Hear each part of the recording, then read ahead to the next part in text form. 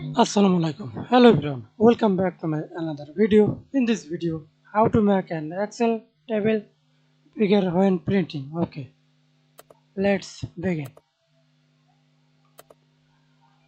Go to print, click Ctrl P and already selected this. And now zoom out this.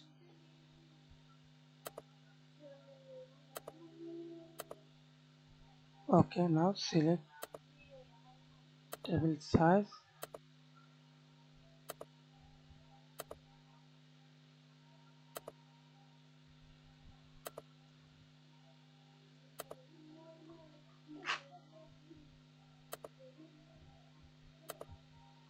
Okay.